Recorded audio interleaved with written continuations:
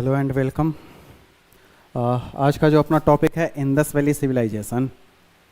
Okay, Indus Valley civilisation, इसमें हमें देखना क्या क्या है, कौन कौन से हम इसके टॉपिक्स को कवर करेंगे। तो परिभाषा एवं विस्तार, निर्माता,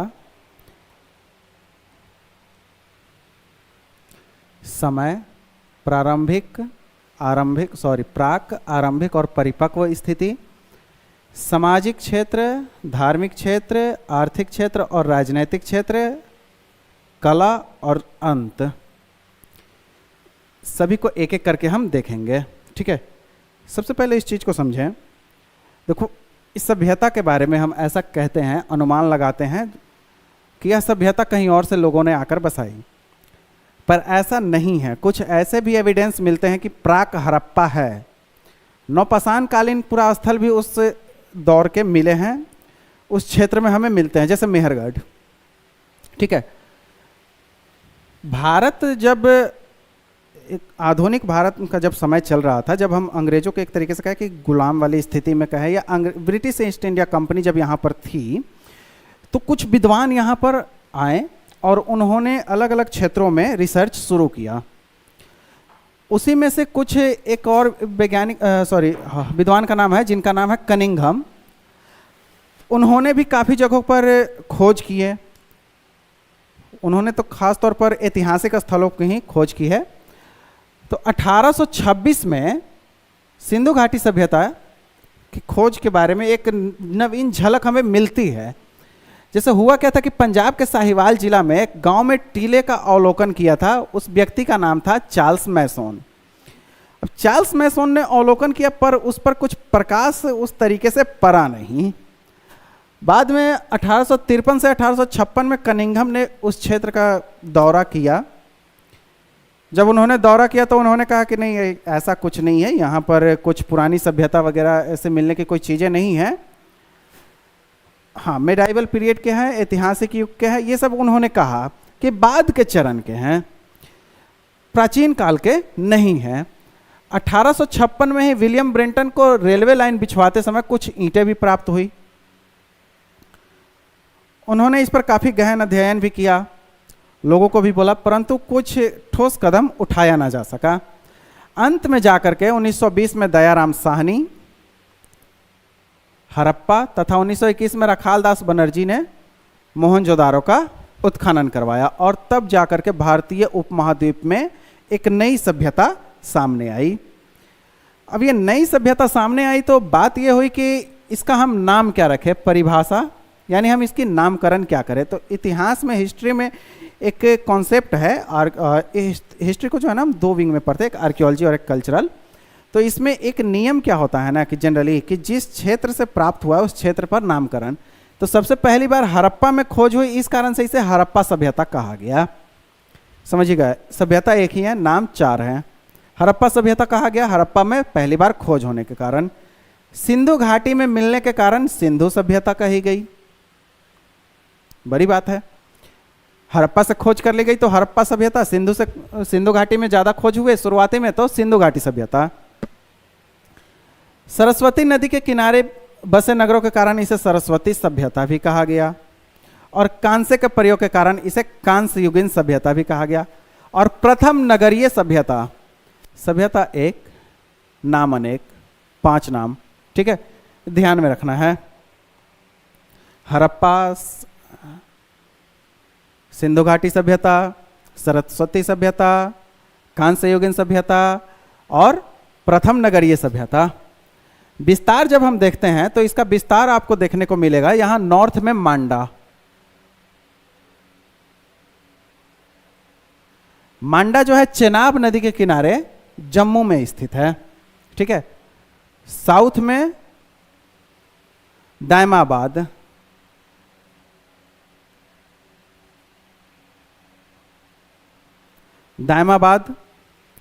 प्रवरा नदी के किनारे महाराष्ट्र। झा एवं श्रीमाली 2 विद्वान हैं, वो विद्वानजन कहते हैं कि नहीं, आगे भगत राव तक भी इसका फैलाव है। ठीक है, पूर्व दिशा में जब हम देखते हैं तो आलमगीरपुर,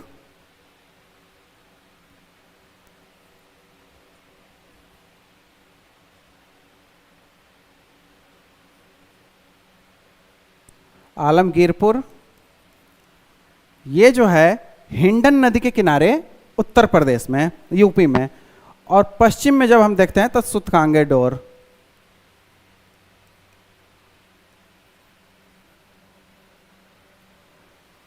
दास्त रिवर बलूचिस्तान। ये पूरी की पूरी जो है ना इस तरीके की लगभग बाउंड्री का निर्माण करती है ये सभ्यता, लगभग लगभग। ठीक है, जब हम देखते हैं इसके नॉर्थ टू साउथ, तो ये जो है नॉर्थ टू साउथ ये 1400 किलोमीटर डिस्टेंस को मापता है, 1400 kilometre. East to west 1600 kilometre.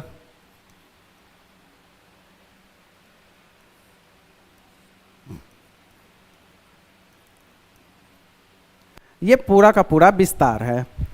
Country wise जब हम देखें तो भारत, पाकिस्तान और अफगानिस्तान में इसके पुरास्थल मिलते हैं। जैसे अफगानिस्तान में कुछ प्रमुख पुरास्थल है, सोर्तुगई, मुंडिगाक। उधर बलूचिस्तान में राना गुंडई, परियानो गुंडई, सुतकांगे डोर, सोतकाको, बालाकोट, डाबरकोट, दमसदात, नौसारो, लारूबेला, ये सभी प्रमुख पुरास्थल हैं जो सिंधु घाटी सभ्यता से संबंधित है और बलूचिस्तान में स्थित हैं। नेक्स्ट, सिंध में मोहनजोदारो, चनहुद्रो, कोटदीजी, आमरी, अलीमुराद, जुदेर जोद्रो, आल्हादीनो, सक्कर रोहरी, औरंगी, प्रमुख ये हैं मोहनजोदारो, चनहुद्रो, कोटदीजी, ये 3 प्रमुख है सिंध के क्षेत्र में। पंजाब पाकिस्तान में सरायखोला, हरप्पा, डेरा इस्माइल, गुमला, रहमान ढेरी, जलीलपुर। नेक्स्ट, इंडिया में जब हम इंटर करते हैं ना तो हरियाणा में राखीगढ़ी, सिसवल, कुनाल, बनावली, मिथातल, बालू, भिराना। पंजाब में रोपर, कोटला, निहंखा, चक 86, बारा, संघोल। राजस्थान में कालीबंगा, रंगमहल, कर्णपुर, बलाथल, तरखाने वाला डेरा। गुजरात में लोथल,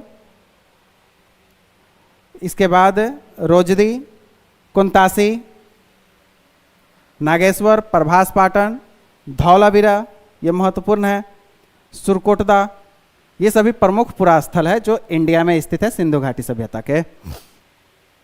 नेक्स्ट, महाराष्ट्र में दामाबाद, जम्मू में मांडा, उत्तर प्रदेश में सोनौली, आलमगीरपुर, हुलास, मंडी, चोलिस्तान में गनवेरी वाला, अंजीरा और सियाहदम।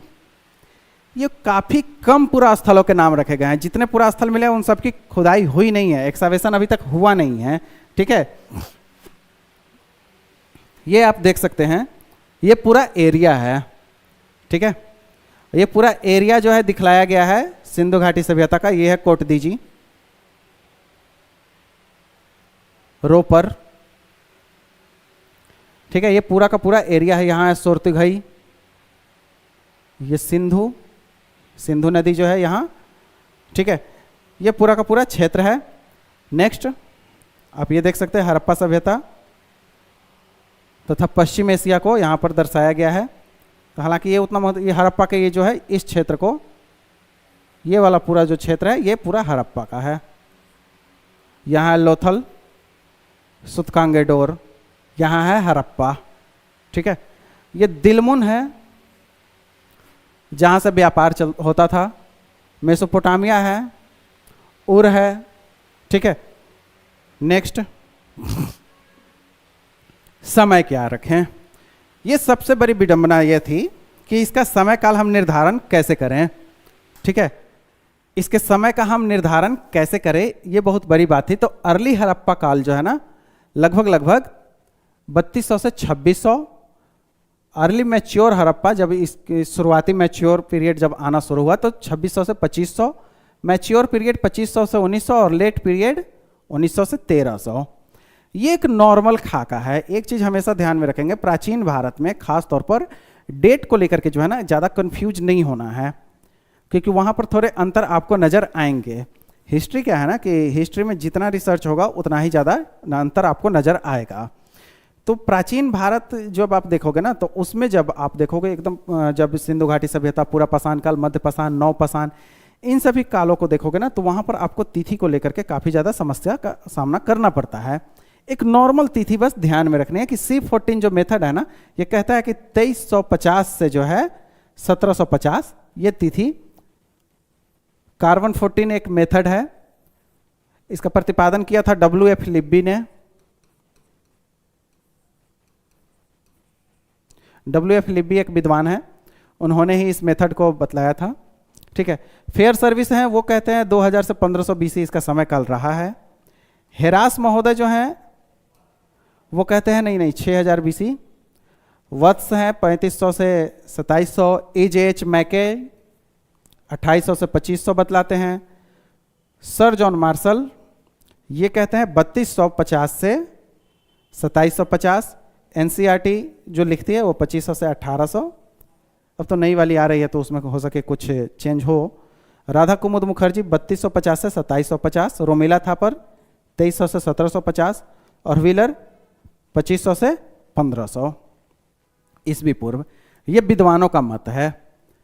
सर्वाधिक सर्वमान्य ये मत मान ली जाती है 2350 से 1750, क्योंकि ये C14 मेथड से। अच्छा, एक चीज और आप ध्यान रखेंगे, सिंधु घाटी सभ्यता की जो तिथिकरण है ना, ये पार्टिकुलर जो है हर एक अगर साइट की निकाली जाए तो अलग अलग निकल सकती है।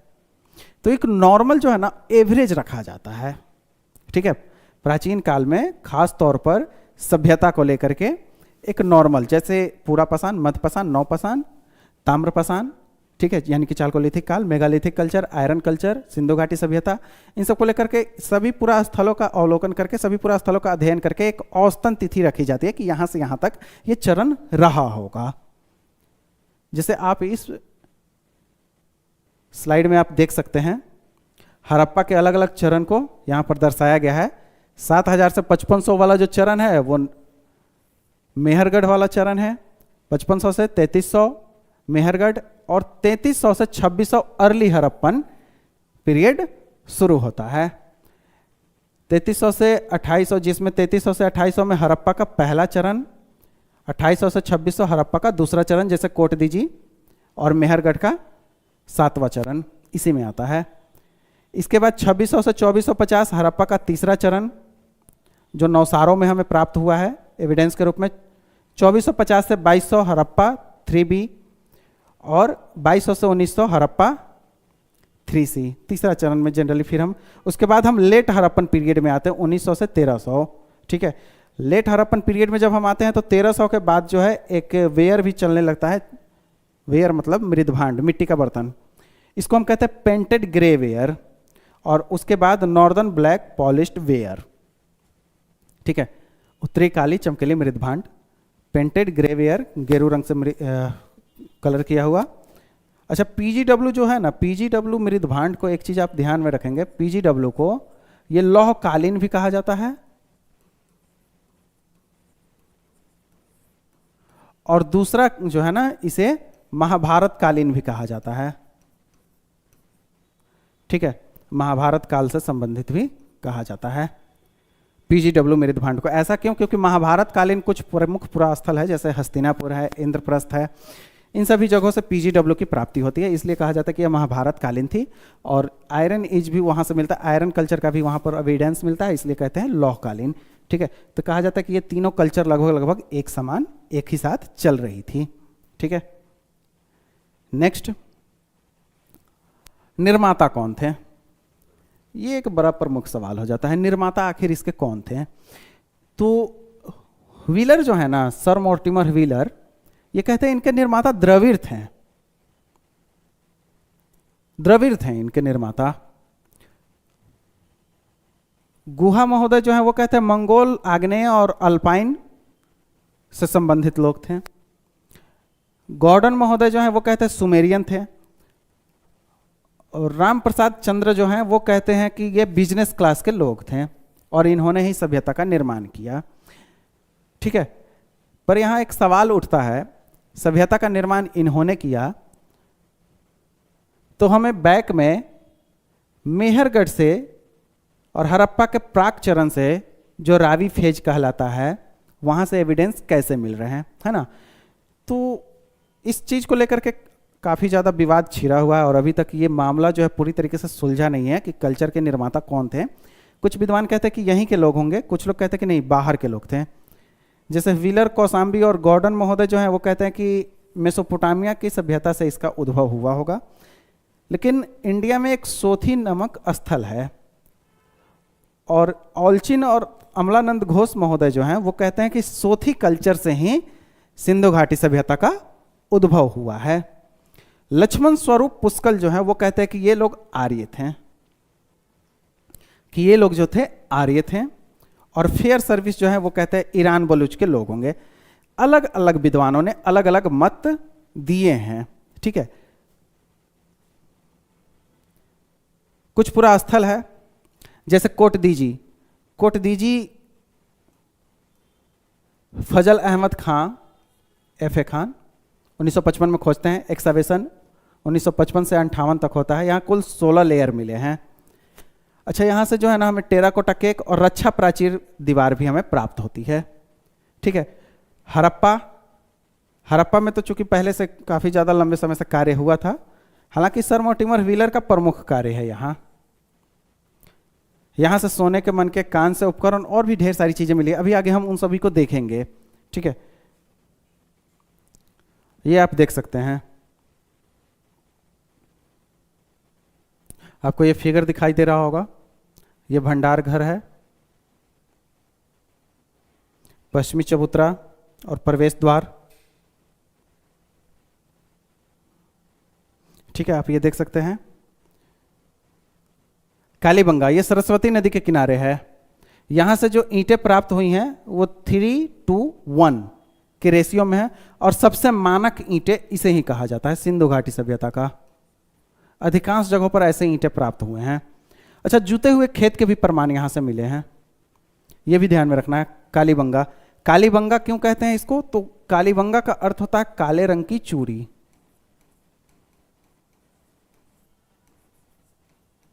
जो महिलाएं चूड़ियां पहनती है ना, वो काले रंग की चूड़ी। ठीक है, तो कालीबंगा से हमें जुते हुए खेत के प्रमाण मिलते हैं और ईंटें जो मिलती हैं 3:1 के रेशियो में। नेक्स्ट, मोहनजोदारो या मोहनजोदड़ो, जो भी हम कहें। मृतकों का टीला भी हम इसको कहते हैं, सिंध पाकिस्तान में। अच्छा, यहाँ से कांसे की एक नर्तकी मिली है। नर्तकी कैसी है, उसकी फोटो होगी आई थिंक, नहीं है? अच्छा, आगे हो सके अगर हो तो मैं आपको दिखाऊंगा। नर्तकी क्या है कि एक कमर पर हाथ है और नीचे की ओर हाथ ऐसे है और थोड़ी से एक पाँव जो है मुड़ी हुई है और उसके खड़े होने के भाव से पता चल रहा है कि वो डांसर है। ठीक है, वो डांस करने वाली लड़की है, डांसिंग गर्ल है। ठीक है, यहाँ से कांसे की नर्तकी मिली और बृहद स्नानागार मिला है। ये निचला इलाका है। ठीक है, आप यहाँ देख सकते हैं मोहनजोदड़ो की दीवार आपको दिखाई दे रहा होगा। यहाँ स्नानागार, भंडार घर, ये सभी हमें प्राप्त होते हैं मोहनजोदड़ो से। नेक्स्ट, ये जो है ना, इसको ध्यान में रखना है। ये टेबल है। आलमगीरपुर ये मेरठ में है। यज्ञदत्त शर्मा ने यहाँ काम किया है। अली मुराद सिंध में, बारा पंजाब में, बालाकोट सोमानी में, bay of Somani, George F Dales ने यहाँ कार्य किया है। बनावली हिसार हरियाणा, विष्ट साहब ने यहाँ पर काम किया है, आर.एस. विष्ट। चानहुद्रो सिंध में, मजुमदार और E.J.H. मैके, इन दोनों लोगों ने काम किया है। डाबरकोट बलूचिस्तान में ऑरेल स्टाइन ने काम किया है। धौलावीरा कच्छ में जगतपति जोशी ने यहाँ कार्य किया है। हड़प्पा मोंटगोमरी पाकिस्तान में दयाराम साहनी, शुरुआती, बाद में बहुत सारे विद्वान हैं। कालीबंगा राजस्थान, अमलानंद घोष, बीबीलाल और बी.के. थापर। कोटदीजी सिंध में FA. Khan. Lothal Ahmedabad, SR. Rao. Mitathal Bhiwani Haryana. Mohenjodaro Sindh. Rakhigarhi Haryana, Surajbhan sir ने यहाँ काम किया है। रंगपुर अहमदाबाद, वत्स और राव महोदय हैं यहाँ। रोपर पंजाब, यज्ञदत्त शर्मा। संघोल लुधियाना। इस तरीके की ये टेबल हैं। ये थोड़े महत्वपूर्ण इसलिए हो जाता है क्योंकि पूरा स्थल को लेकर के कभी कभार सवाल पूछ लिया जाता है कि ये पूरा स्थल कहाँ पर है, या इनमें से कौन से ऐसे व्यक्ति हैं जो इस पूरा स्थल से संबंधित है या इस पूरा स्थल से संबंधित नहीं है। अभी हम प्रश्न भी देखेंगे। ठीक है, सिंधु घाटी सभ्यता से संबंधित। नेक्स्ट, सामाजिक प्रणाली, देखो यहाँ से मातृ देवी की मूर्तियाँ या महिलाओं से संबंधित मूर्तियाँ ज़्यादा मिली है। इस कारण से कहा जाता है कि यहाँ की जो प्रणाली रही होगी ना, वो मातृसत्तात्मक प्रणाली रही होगी, ऐसा कहा जाता है। ऐसा क्यों कहा जाता है? क्योंकि अभी तक इसके अभिलेख पढ़े नहीं गए हैं, तो सिर्फ और सिर्फ हम आर्कियोलॉजिकल एविडेंस पर ही कार्य करते हैं। हालांकि कुछ वर्गों के प्रमाण मिलते हैं, जैसे पुरोहित, श्रमिक, व्यापारी और योद्धा, लेकिन युद्धक हथियार नहीं।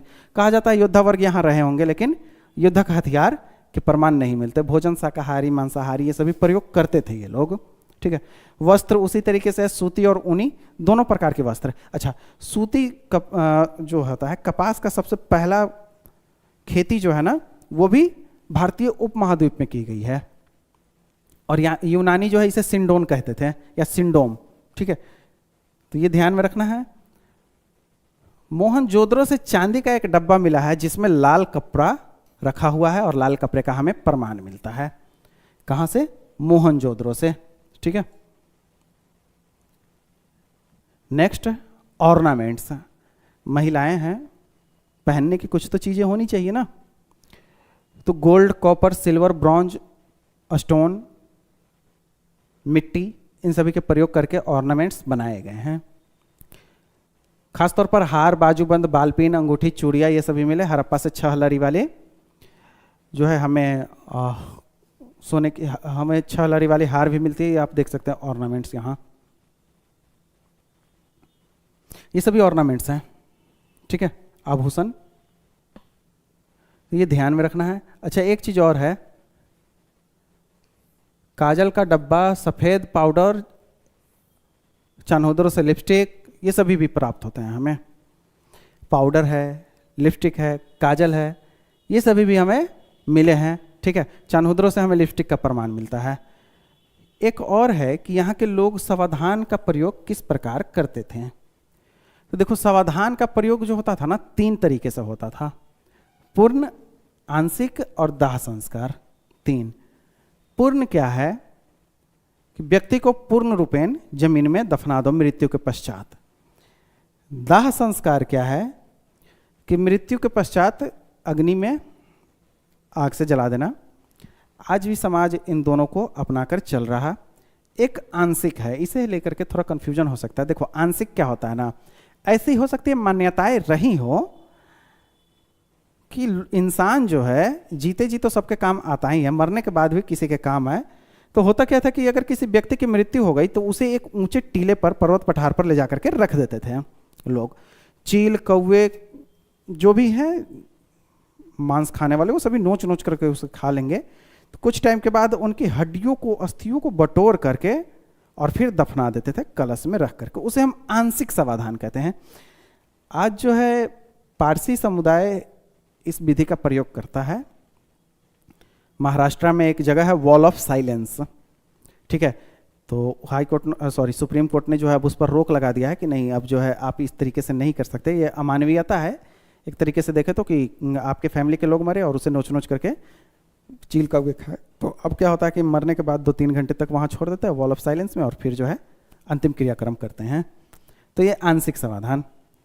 अच्छा, हड़प्पा का कब्रिस्तान जो है दुर्ग क्षेत्र के दक्षिण से प्राप्त होता है, और इसका जो नाम रखा गया R37। कुल 37 कब्रें मिली हैं, ठीक है, ये ध्यान में रखना है।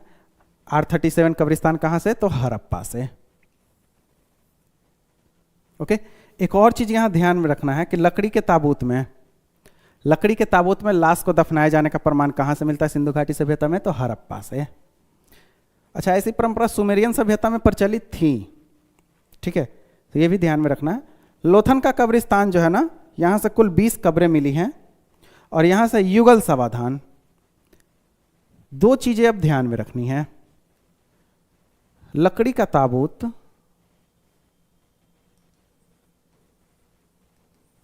लकड़ी का ताबूत हड़प्पा, ओके। युगल समाधान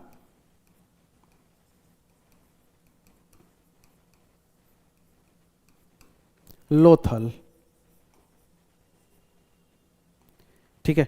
ये दोनों ध्यान में रखना है कि पूछे जाते हैं।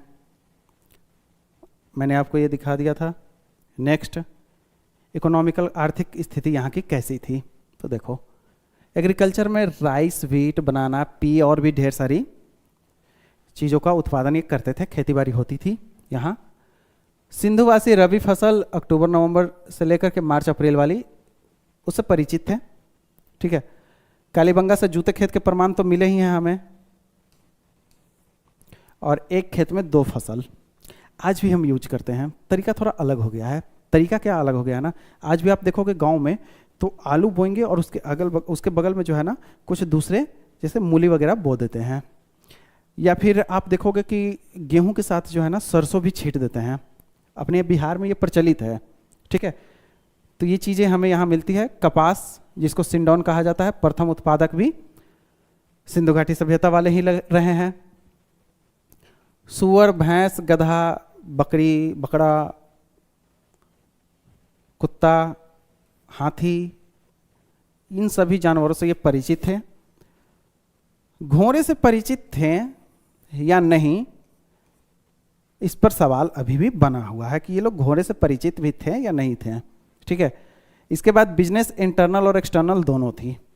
आंतरिक व्यापार, कहीं भी अगर एक नगर का निर्माण होता है, एक गांव भी अगर नया नया बसता है ना, तो वहाँ पर 5-6 दुकानें होंगी, उसे हम आंतरिक व्यापार कहें, उनका संज्ञा दे सकते हैं।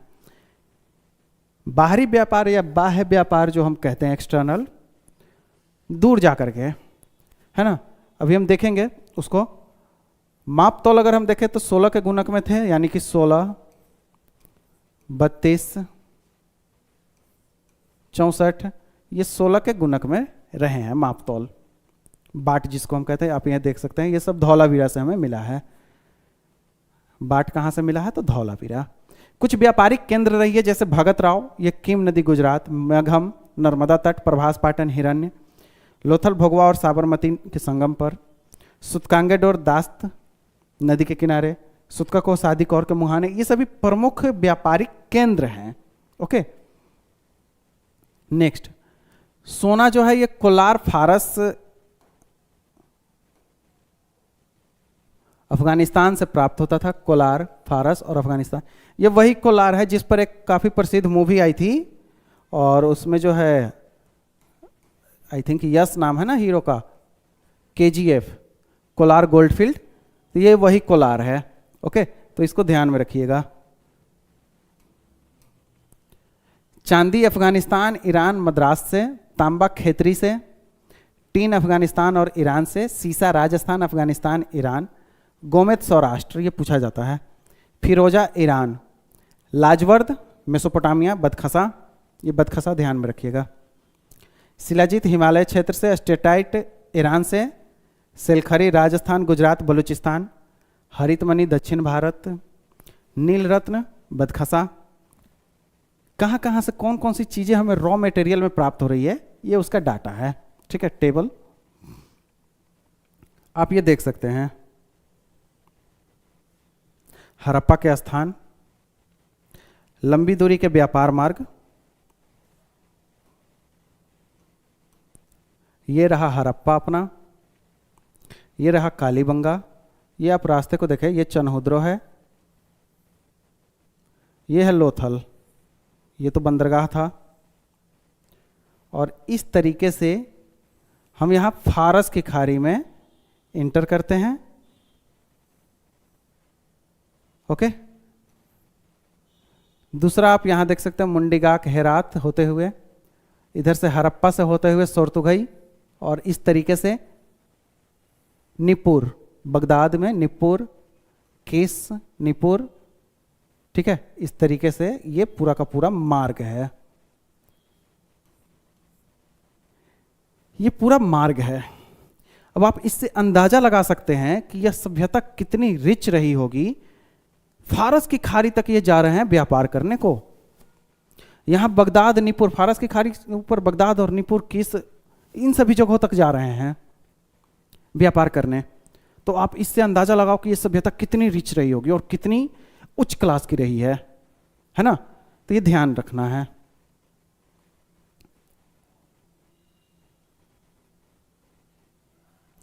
रिलीजियस, थोड़ा धार्मिक क्षेत्रों को भी देखना अति आवश्यक है। तो कहा जाता है कि मातृ देवी की पूजा यहाँ ज़्यादा होती होगी। और कुछ ऐसे एविडेंस मिलते हैं कि जैसे एक महिला है, उसके गर्भ से जो है एक पौधा निकलते हुए दिखलाया गया, उसे पृथ्वी देवी की संज्ञा दी गई है। हालांकि लोथल, कालीबंगा और बनावली से अग्नि वेदिका भी मिली है, परंतु पूजार्थक थी, पूजा के लिए प्रयोग की जाती थी या नहीं, अभी भी विवाद का विषय है। पशु बलि यहाँ पर मिलता है, जादू टोना झाड़ फूक में ये लोग यकीन रखते थे। यह है पशुपति की मुहर, जो हमें मिलती है मोहनजोदड़ो से।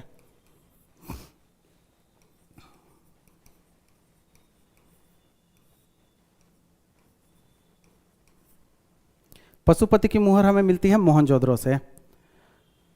पशुपति, इनको आधि शिव कहा गया है, शिव हैं, शिव की संज्ञा दी गई है इनको। और पशुपति कहने का कारण देखो, लिपि तो पढ़ी नहीं गई है अभी तक, ये जो लिखा गया है, लोग दावा करते हैं हमने पढ़ लिया, परंतु पूर्ण रूपेण कोई अभी तक नहीं। पशुपति इसलिए कहते हैं कि यहाँ पर जो है ना, चारों तरफ इनके पशुओं का अंकन किया गया। अच्छा, ये टूटी हुई अवस्था में मिली है, इस कारण से इनको पशुपति कहा जाता है।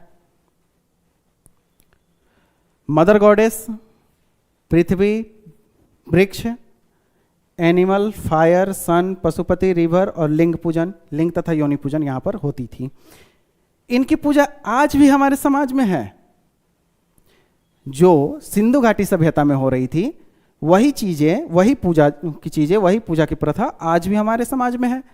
स्वरूप थोड़ा बदल गया है ना। जैसे तुलसी पूजा, आग की पूजा भी हम करते हैं, घर में हवन कुंड वगैरह होता है, तो पशु पूजा में हम गौ की पूजा वगैरह करते हैं। तुलसी की पूजा, पृथ्वी की पूजा हम करते ही हैं।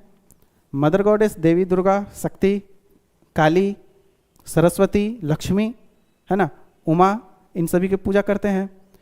गंगा रिवर की पूजा सब लोग परिचित ही हैं। शिवलिंग, तो लिंग तथा योनि की पूजा कामाख्या, है ना, शक्ति के प्रतीक के रूप में हम करते हैं पूजा। तो ये सब आज भी हमारे समाज में प्रचलित हैं। ठीक है, ये कोई नई चीजें नहीं थी, वहां उस समय लोगों को नहीं मिली होंगी, लेकिन इन चीजों को जरा आप ध्यान से देखोगे तो ये सभी प्रकृति ही लगेंगी आपको। तो एक तरीके से कहा जाता है कि यहाँ के लोग जो थे प्राकृतिक पूजक थे, प्रकृति की पूजा ज्यादा करते थे। पॉलिटिकल कंडीशन, व्यापार की ओर अधिक आकर्षित थे, इसलिए कहा जाता है कि शासन की बागडोर व्यापारियों के हाथ में रही होगी, क्योंकि व्यापार वाणिज्य यहाँ पर ज्यादा हमें देखने को मिलता है। हंटर महोदय कहते हैं कि मोहनजोदड़ो की जनतंत्रात्मक शासन थी। व्हीलर कहते हैं मध्यम वर्गीय। पिगेट कहते हैं पुरोहित होंगे, पुरोहित का शासन होगा। बीबी स्टुवर्ट जो है वो कहते हैं गुलामों पर आधारित, और E.J.H. मैके जो है वो कहते हैं प्रतिनिधि प्रणाली। हाल फिलहाल में कुछ टाइम पहले एक ऋतिक रोशन की मूवी भी आई थी मोहनजोदारो, हालांकि इतिहास से उस मूवी का कोई लेना देना है नहीं, वो पूर्ण रूपेण उस तरीके से दिखलाते नहीं हैं, लेकिन आप देखेंगे तो वहाँ पर एक चीज़ आपको नजर आएगी कि पुरोहित का जो है ना स्थिति और राजा टाइप एक वर्ग आपको देखने को मिलेगा। आर्ट जब हम देखते हैं कला के क्षेत्र में, तो प्रमुख मुहर जो हमें मिलते हैं पत्थर, मिट्टी, सेलखरी, इन सभी से बने हुए, बल्लाकार, वर्गाकार, ये सभी। लोथल से बटन जैसी मुद्रा भी मिली है, जो फारस खाड़ी में प्रचलित थी। अच्छा, ये ध्यान में रखिएगा, लोथल से फारस खाड़ी की मुद्रा मिली है।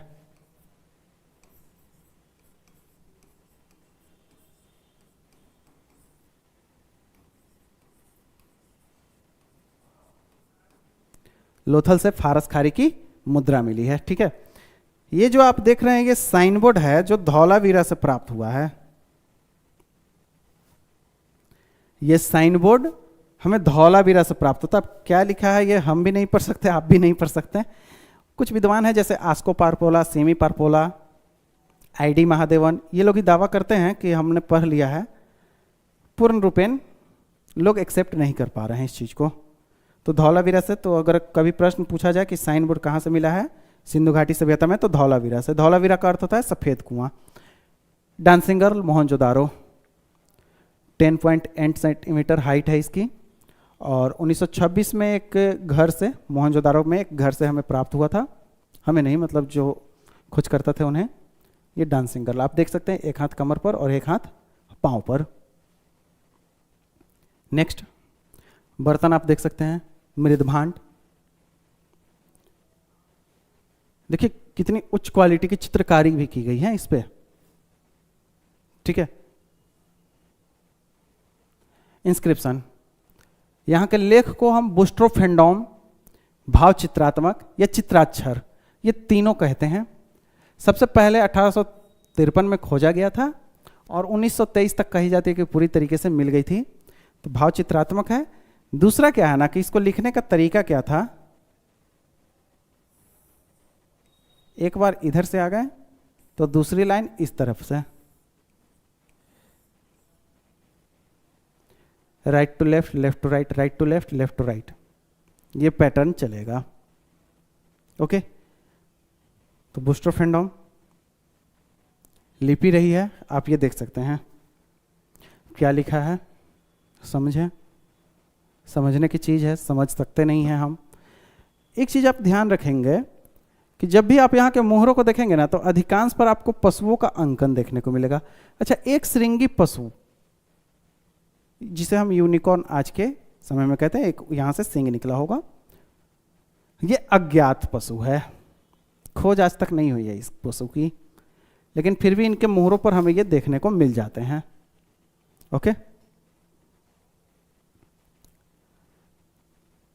कुछ प्रमुख चीजें हैं जैसे बोतलाकार बर्तन कुल्ली से, सिंधु लिपि का लेख, राखी गढ़ी, कब्रिस्तान, रोपर है, लोथल है, हरप्पा है ना, गोदीबारे का साक्ष्य लोथल है, अलंकृत ईंटें कालीबंगा, तांबे का गला हुआ ढेर मोहनजोदड़ो, लेख युक्त बर्तन हरप्पा, ये बड़ा महत्वपूर्ण है।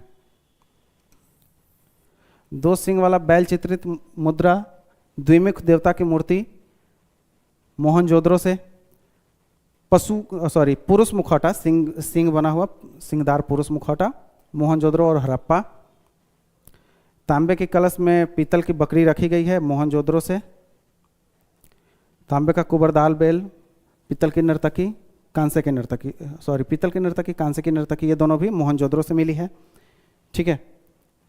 इसके पश्चात चबूतरे पर बेदी, गुड़िया निर्माण का कारखाना, चक्की के पाट, ये सभी हमें प्राप्त हो रहे हैं।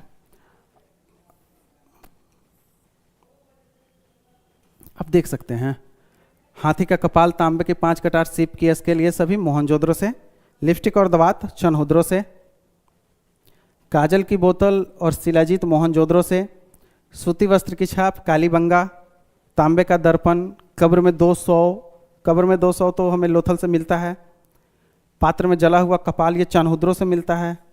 ये सभी एविडेंस हैं जो हमें मिलते हैं। ये सब एक टेबल, मेरा एक पर्सनल सुझाव है कि इसे एक टेबल के रूप में आप थोड़ा रखेंगे ना तो ज़्यादा कारगर साबित होगा और जल्दी याद होगा। चावल के साथ लोथलपुर और रंगपुर, ऊंट की अस्थि कालीबंगा, मनके बनाने का कारखाना चानहुद्रो लोथल, मिट्टी का जहाज लोथल, अग्निकुंड कालीबंगा, श्रमिक आवास हरप्पा, फारस खारी की मुहर लोथल, भूकंप का प्रमाण कालीबंगा, ये ध्यान में रखिएगा। ये पूछा जाता है सिंधु घाटी सभ्यता में ऐसी कौन सी पुरास्थल है जहां पर भूकंप का प्रमाण मिलता है, तो कालीबंगा। अच्छा, आग लगने का प्रमाण कोटदीजी। ठीक है, अग्निकांड से ही कोटदीजी नष्ट हुआ था, ये ध्यान में रखना है। झुकर झाकर संस्कृति चानहुद्रो से हमें मिलती है सिंधु घाटी सभ्यता में। लकड़ी की नाली कालीबंगा। ठीक है, ताबूत में 100 हरप्पा, ये सभी हमें प्रमाण मिले हैं, ये थोड़ा ध्यान में रखना है। कुछ चीजें हैं जैसे यहां मंदिर नहीं मिली है, युद्धक हथियार नहीं मिले हैं, लोहे की प्राप्ति नहीं, बनावली से नाली नहीं मिली है। अच्छा, नालियां हर जगह से नहीं मिली है, ये भी ध्यान में रखना है। बड़े शहरों को हम काउंट करते हैं। ठीक है, तो बड़े शहर जो यहाँ थे बनावली, वहाँ नाली नहीं मिलती है। मोहनजोदड़ो में घरों में कुएं मिले हैं परंतु हरप्पा में नहीं। ये पूछा जाता है हरप्पा में घरों में कुएं मिले हैं, तो नहीं। मोहनजोदड़ो में मिले हैं, तो हाँ। अंत कैसे हुआ, देखो इसके अंत पर अलग अलग विद्वानों के अलग अलग मत हैं। अलग अलग विद्वानों ने अलग अलग बातें कही हैं। ठीक है, अपने अपने रिसर्च के अकॉर्डिंग। तो कोई एक कारण नहीं है, अलग अलग कारण हमें अध्ययनों से पता चलता है। सर मॉर्टिमर व्हीलर और चाइल्ड महोदय जो है वो कहते हैं आर्यों ने आक्रमण कर दिया। मार्शल महोदय, EJ मैके और राव महोदय जो है वो कहते हैं बाढ़ के कारण। मोहनजोदारो मूवी आप देखेंगे अंत में 12 आती है, देखिएगा आप। अमलानंद घोष कहते हैं जलवायु परिवर्तन हुआ। साहनी साहब कहते हैं भूतात्विक परिवर्तन, भूकंप का प्रमाण तो मिलता है ना। मार्शल कहते हैं कि प्रशासनिक शिथिलता आ गई। और केनेडी कहते हैं महामारी। केनेडी जो है ये लाशों के अध्ययन करने के मास्टरमाइंड माने जाते थे। इन्होंने भारत में काफ़ी सारे पुरास्थलों के डेड बॉडी की अध्ययन की है और ये कहते हैं कि सिंधु घाटी सभ्यता का अंत मलेरिया और महामारी के कारण हुआ है। ओके,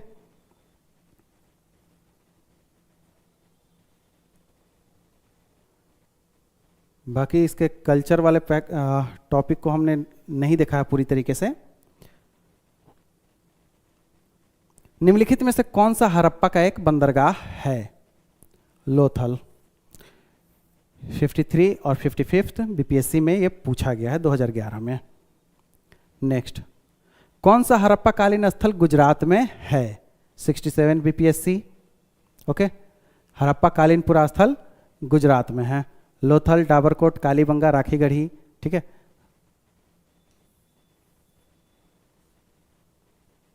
ओके, तो ये ध्यान में रखना है। नेक्स्ट, किस शहर को मिनी हड़प्पा कहते हैं? तो लोथल को। ये थोड़ा क्लियर नहीं आया है, ये बीपीएससी सीडीपीओ 2009 में पूछा गया है। कौन सा जानवर सिंधु सभ्यता के लोगों को पता नहीं था? घोड़ा पर जो है अभी भी संशय है कि लोगों को पता है या नहीं है। ठीक है, दावा करते हैं कुछ लोग कि है था, कुछ लोग कहते हैं नहीं है। तो 69 बीपीएससी। निम्नलिखित में से हड़प्पन नगर में जूते हुए खेतों के निशान, अभी आपने इन सभी को देखा है। कालीबंगा, जूते हुए खेत के प्रमाण। 66 बीपीएससी। निम्न में से किस हड़प्पा कालीन स्थल से टेराकोटा का हल प्राप्त हुआ है? बनावली। टेराकोटा यानी मिट्टी के हल। 60 और 62 बीपीएससी दोनों में पूछा गया। सॉरी 62 60वीं बार 60वीं तक। अच्छा, निम्नलिखित में से कौन हड़प्पा और मोहनजोदड़ो के उत्खनन से संबंधित नहीं थे? अभी विद्वानों की कैटेगरी आपने देखा था, है ना। तो कौन संबंधित नहीं थे? तो वीए स्मिथ थे। 2015 में पूछा गया। जूते हुए खेतों के निशान मिले हैं वापस से। कालीबंगा। अच्छा, ये सेम क्वेश्चन रिपीट कर रहा। हड़प्पा में मिट्टी के बर्तनों पर सामान्यतः किस रंग का प्रयोग हुआ है? तो लाल रंग। मिट्टी के बर्तन किस रंग का प्रयोग? लाल रंग। ठीक है। 40th BPSC 1995। सिंधु सभ्यता निम्नलिखित में से किस युग में पड़ता है? युग। ऐतिहासिक काल, प्रागैतिहासिक, उत्तर ऐतिहासिक, आधे ऐतिहासिक। तो आधे ऐतिहासिक काल। एक मेरा पर्सनल सुझाव है, जब आप प्रीवियस को पढ़ें तो उसमें आप जो है ना चीज़ों को नोट डाउन भी करें। आधे ऐतिहासिक काल यहाँ लिखित प्रमाण है।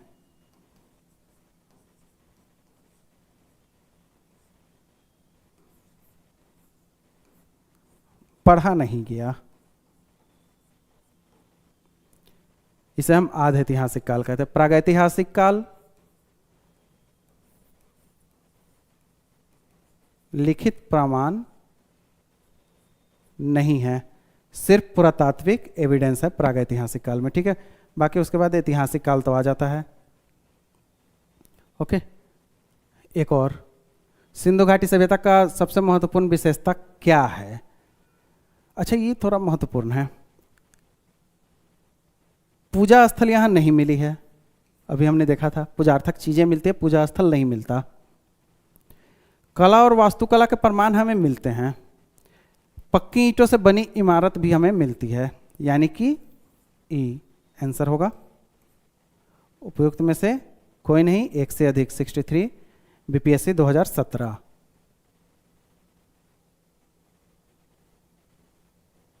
ओके, चलिए यहाँ तक है। Thank you.